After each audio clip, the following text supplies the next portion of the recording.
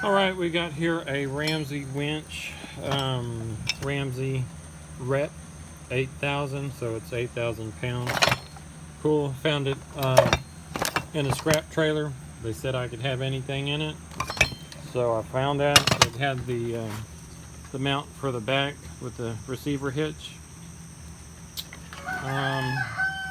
Put electric to it, bypassing the solenoids back there.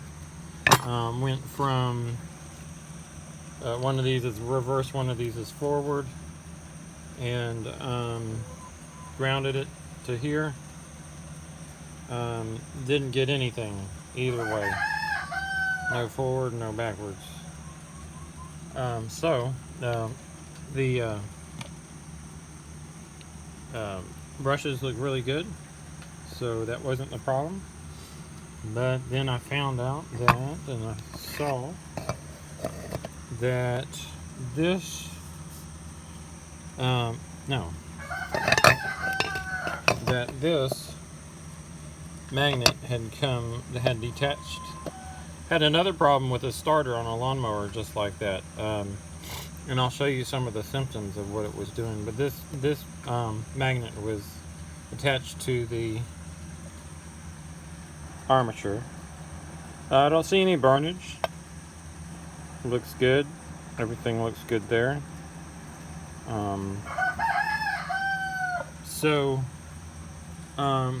I took the magnet out.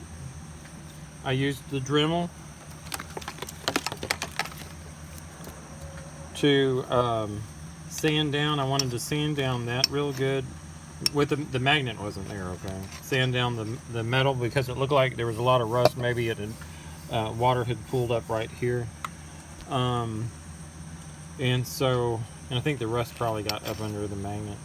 And then I also cleaned the back of the magnet because when I glued it down, I wanted it to be the same level. I didn't want it to be any higher, because that's what happened when I was redoing that the starter motor.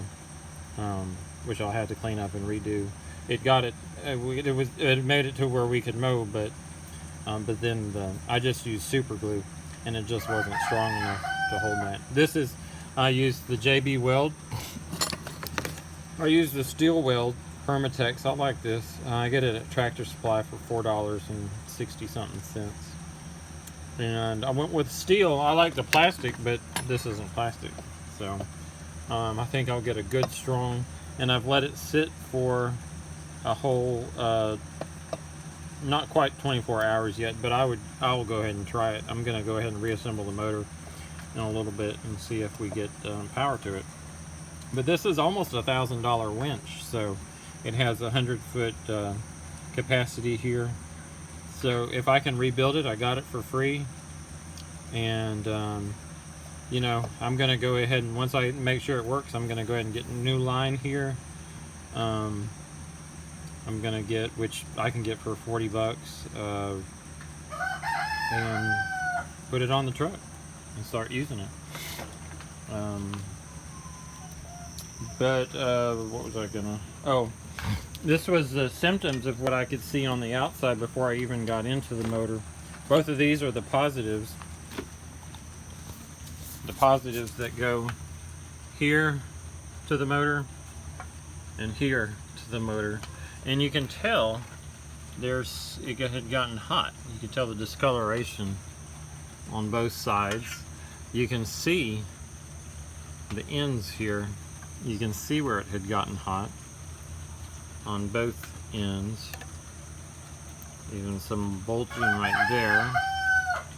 The ground is fine. And the connection right here, this is from the switch, got hot. I'm gonna see if I can find that cover. That cover shows some more of the heat. Again, this is where the switch, it's a real easy system. I'm gonna try to make something because it didn't have the switch. But you can see there, look at that red wire right there. And the red wire is the one that goes, looks like it attaches, yep, to the hot. So that condition was causing, I guess, just a lot of drag on that motor. Of course, with that that magnet was stuck to the armature, so you know, you can imagine the amount of drag. And that's what was happening on the lawnmower too. It was heating it up. You could really feel it at the point of contact where the where you put the wire in. So that's a good symptom, I guess, of a detached magnet. It might happen if somebody hits on it to try to get it to start. But it doesn't necessarily mean you got. I mean, this. If I bought this motor, the motor would be a $300 motor. I don't want to buy that. That's expensive. So I'm gonna go ahead and pause it, and we'll get this motor back together and try it out. All right, it does work. I wasn't getting anything with my lower cranking amp batteries. And then too, I found out that, and I'll show you in a little bit. You hook a positive to one side and a negative to the other. I thought it would be like a starter motor where you did one to the ground, grounded it to the frame, but that didn't work. So I had to go to the F250 with the 2 battery hookup to give it enough cranking amp to actually turn it. So now I'm going to turn it on, and I'm going to see if it because it's going to be, I've got a 250 amp alternator in there, and we'll see if it picks up some speed when I turn on. Actually, the manual for that winch says, I think, to run it with the always with the vehicle on, so we'll do that.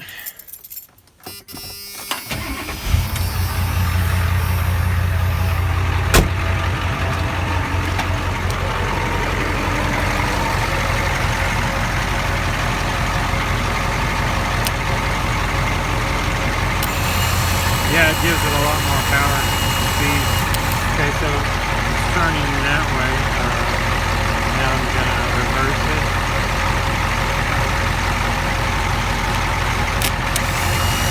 And it goes. So that's a good fix right there for this winch. And